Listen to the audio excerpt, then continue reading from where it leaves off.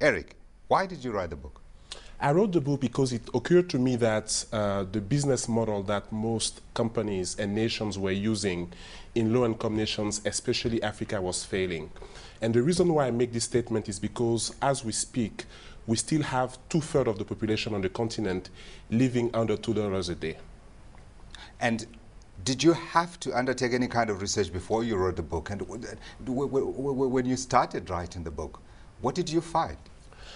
I think the book really came from experience. Okay. It came from experience working with different nations across the continent. Okay. And I was actually fortunate to have been working with a company called OTF Group, which has a number of the world's foremost development thinkers. Mm-hmm. So that also brought me some of the tools that were required in order to make the book happen. But it really builds on case studies and real-life examples. Take us where the book took you. Where did you go?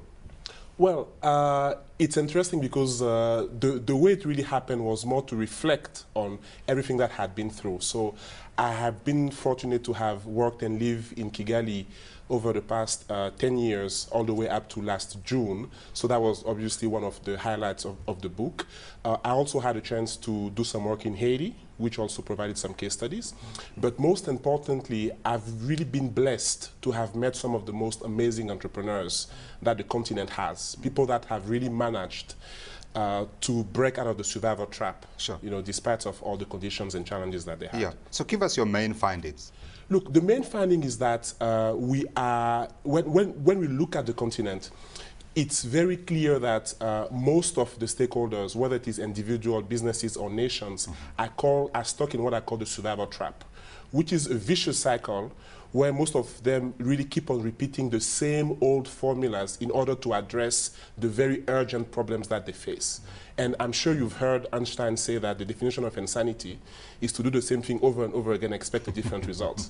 So once we make that remark, it becomes very clear that we need to find another way to move forward. And to me, that way begins with mindset change. But it begins with mindset change that really respects what it is that firms can do. And I think firms, as in businesses, are very good at innovation, and they're very good at making products. What is required, though, is that they really embrace business models which will create prosperity and opportunities for all the stakeholders in the society. Yeah. So I would imagine in a situation like that, unsurprisingly, what you find is that it's the small companies that are stuck in this mode that you're talking about, the survivalist mode. Was that a surprise for you to find? Well, it's not only the small companies, which is really even the big companies. Absolutely, even the big, even countries. I mean, why is it that 50 years after countries we have said, countries we can relate to that. Why is it that 50 years after independence, we still have only a few countries that have managed to really emerge, to take off? Why is it that we have to rely on aid? Why is it that companies still struggle so much to come and invest in Africa and build competitive products out of Africa? I really believe that these are all symptoms of the survival trap. So it's really an issue which is pervasive, which touches individuals, companies, and nations alike. Yeah. So where do you begin? Where do you find the solutions? Do you go and knock on government's door and say, actually, this is where the problem lies, and if you fix X, we will get Y? Well, this is really what the orthodoxy has been. It has been about, let's really try and see if we can twist the arm of government for them to do all the reforms.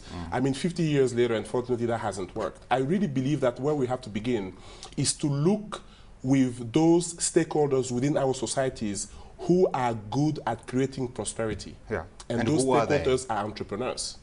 So that's where we have to begin. We have to begin by looking at some of those entrepreneurs and really find a way of literally empowering, or if you will, infusing the business model with a lot more energy to move forward. And this is not to say that government doesn't have a role, but government's role is only necessary, not sufficient. I was going to lead you on and ask you where we find those entrepreneurs.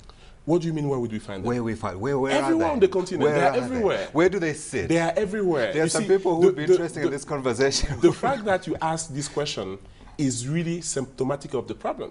We have been so focused on trying to deal with governments that we have forgotten. But this is all the problem, business you say. This people is in what I our was midst. leading you to, because I wanted you to say to me, we are going to find them nowhere inside government, but outside government, because this is the problem. Yep. You have a government that believes in nationalizing stuff. You have a government that believes in driving the economy, and we are leaving the solution providers. As Absolutely. But yeah, please go ahead. I would like to ask you, don't you have a problem that governments actually suffocate our entrepreneurs? I don't think it's a fair accusation to make. I mean, I think some governments do, but it's not all of them. My sense is that the overemphasis on government in the development discussion is part of the problem. What I'm here to say is we have entrepreneurs that have solutions.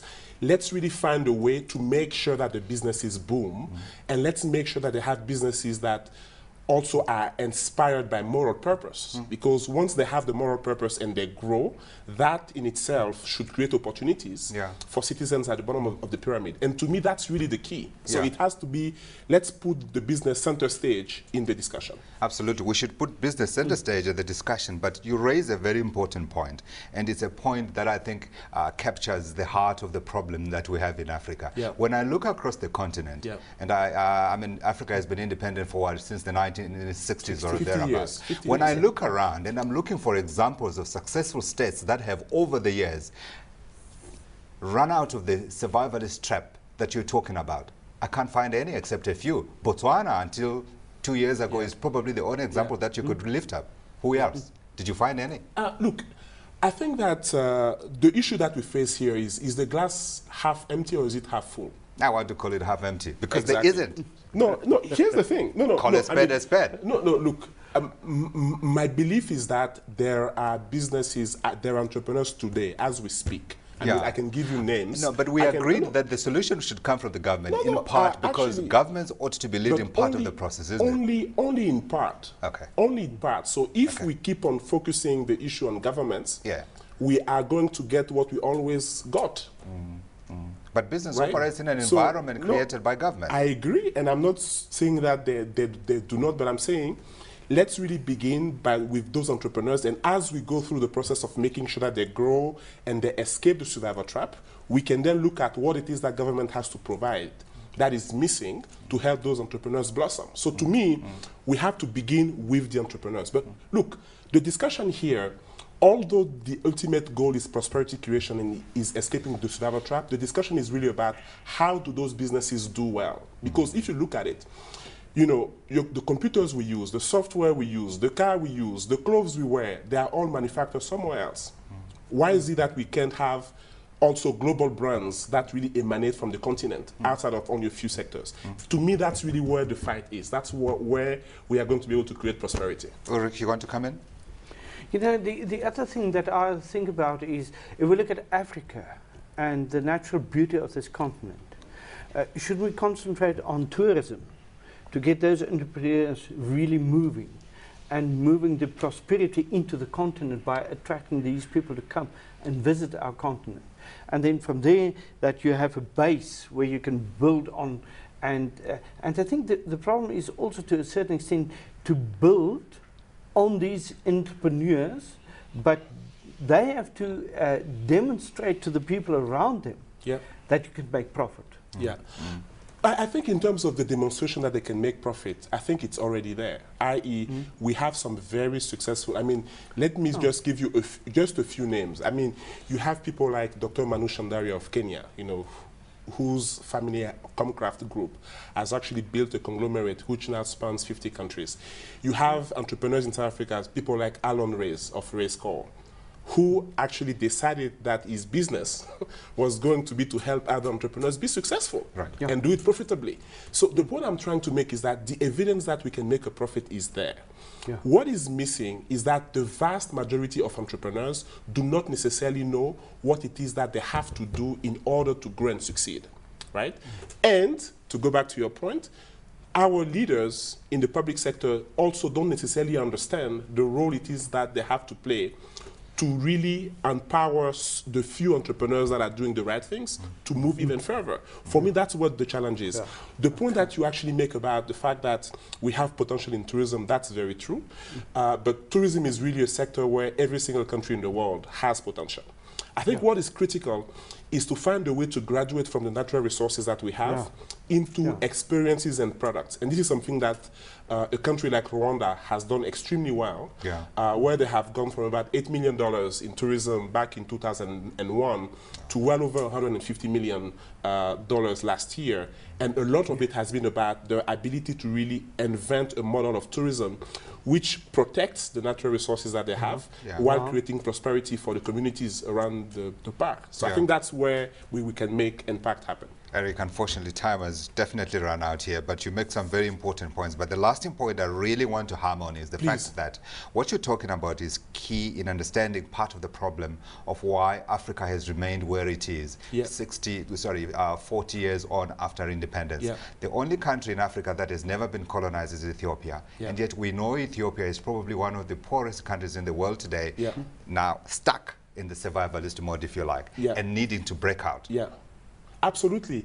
Look, for me, though, I don't believe that 50 years after the independences, it is fair to still blame colonialism. As far as I'm concerned, the time has come for African, through its entrepreneurs, to lead the charge towards prosperity.